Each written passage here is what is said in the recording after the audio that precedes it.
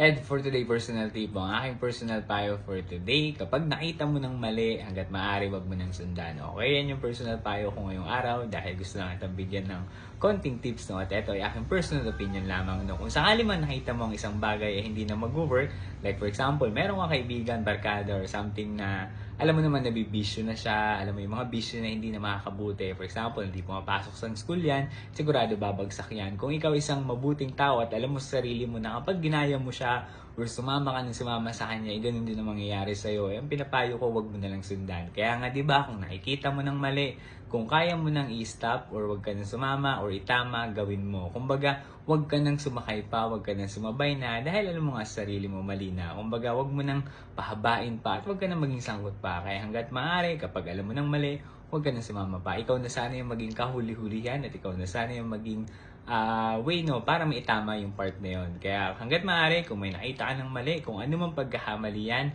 huwag ka nang sumama, huwag mo nang sundan. Kung kaya mo nang ikaw yung kumbaga ikaw na yung tutuldok sa part na yan, tuldukan mo na lang. Kumbaga itigil mo na lang. Huwag ka nang maging ano pa, kumbaga kasabot pa kasi nga alam mo nga mali. Okay, yan lang yung personal payo ko ngayong araw. Kung nagustuhan mo at nagets mo yung mensahe ko, baka pwedeng pa-like and share ng video na to at bilang suporta, baka pwedeng pa-like and follow yung FB page ko na. And for today, ganun din naman yung TikTok at syempre yung YouTube. Yun lamang, salamat.